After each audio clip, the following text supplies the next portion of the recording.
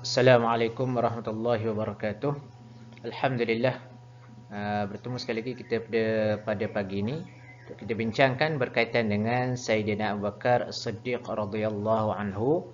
Pada minggu sudah kita telah pun juga membincangkan berkaitan dengan Sayyidina Abu Bakar As-Siddiq, iaitu berkaitan dengan latar belakang beliau, dan juga kita bincangkan juga berkaitan dengan perlantikan beliau sebagai khalifah yang pertama,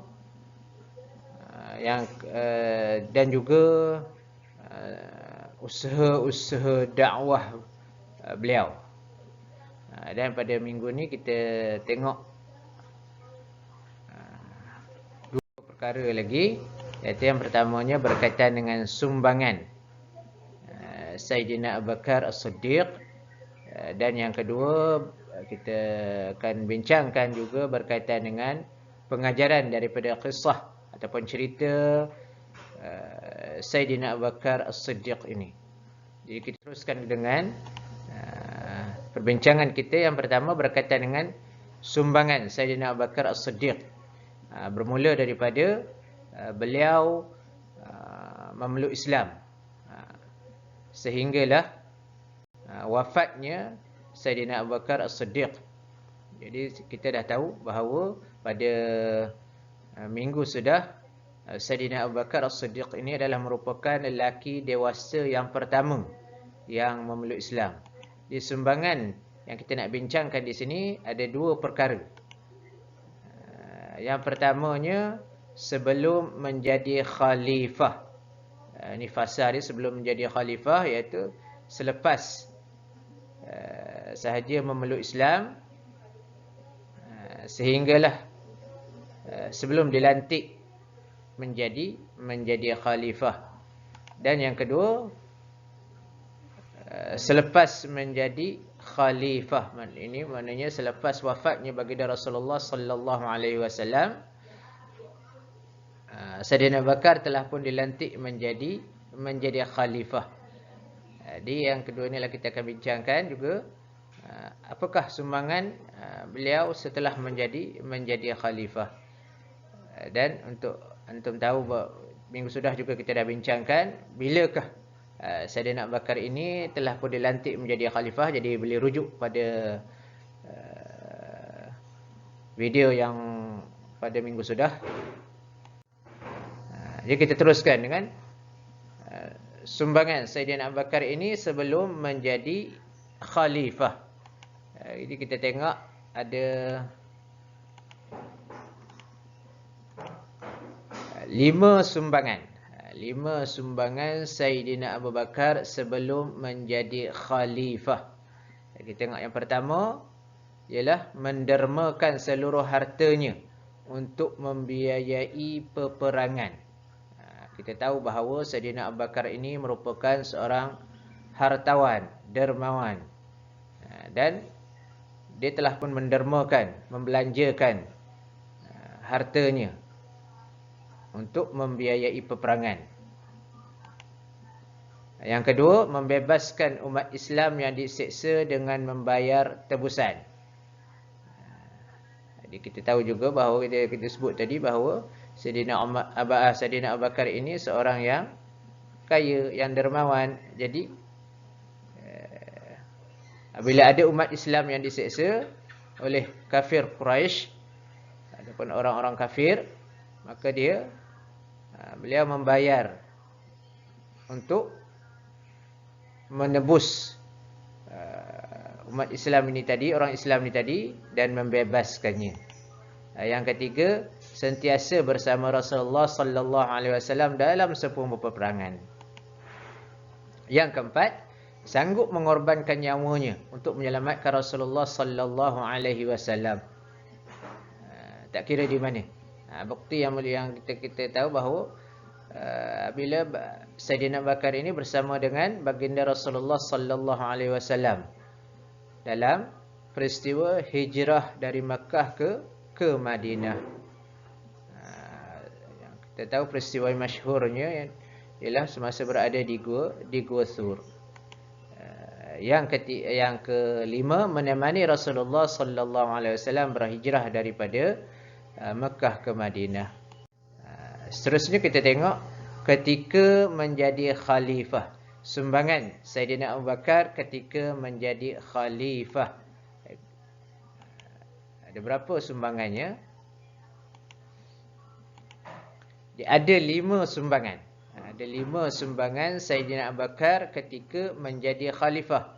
Yang pertama, memerangi golongan yang enggan membayar zakat. Kita tahu bahawa zakat itu wajib dibayar. Zakat wajib dibayar kepada orang yang cukup haulnya dan nisabnya. Nisab zakatnya, kiraan hartanya dah cukup dan bilangan tahunnya pun dah cukup, dah wajib dia membayar zakat. Yang kedua, memerangi dan menghapuskan golongan murtad dan orang yang mengaku menjadi nabi.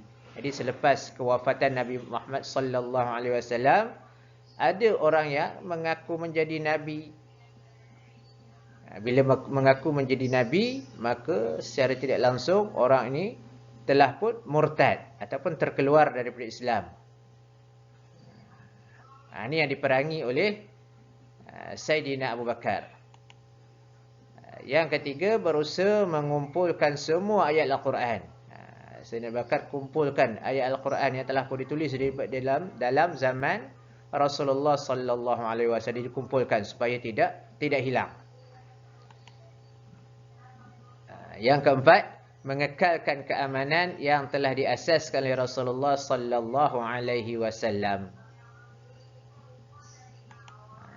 Yang kelima, yang terakhir, mengembangkan syiar Islam ke Parsi dan Rom. Kita tahu bahawa Parsi dan Rom ini adalah merupakan sebuah negara yang kuat pada ketika itu.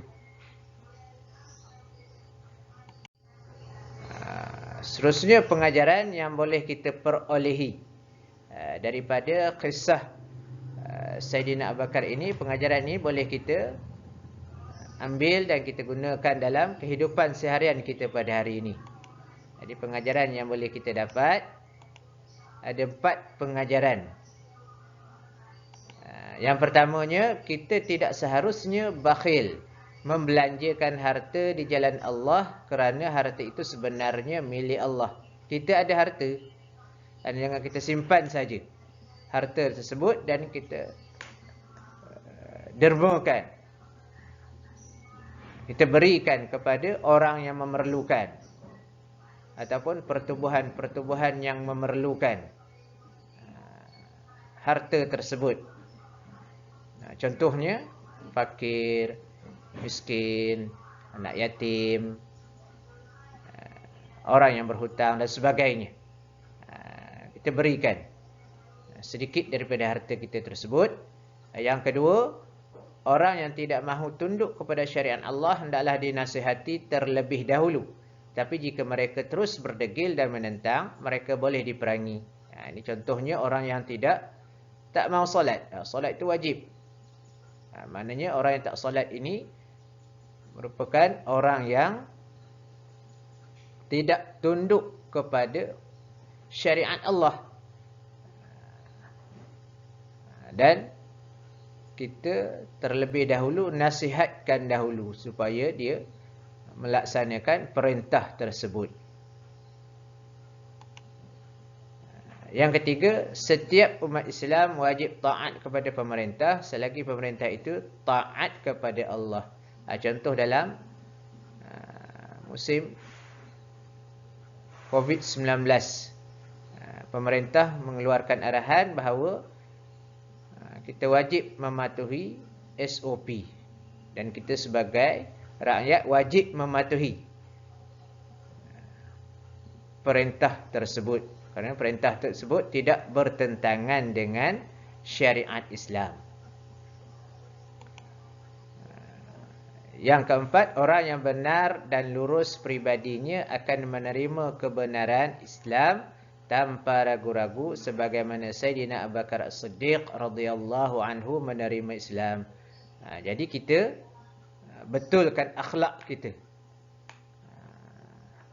Bukan sekadar kita solat saja, solat 5 waktu, Zuhur, Asar, Maghrib, Isya, Subuh, tetapi akhlak kita akhlak yang tidak elok. Sepatutnya bila dah sempurna solat 5 waktu, akhlak kita pun adalah akhlak yang terbaik. Jadi untuk kita mengambil contoh akhlak yang terbaik adalah daripada Rasulullah sallallahu alaihi wasallam. Wallahu alam, sekadar itu setakat ini kelas kita pada pagi ini. Boleh mengharapkan kita dapat mengulang tonton video ini, mudah-mudahan ada kefahamannya. Wallahu alam. Assalamualaikum warahmatullahi wabarakatuh.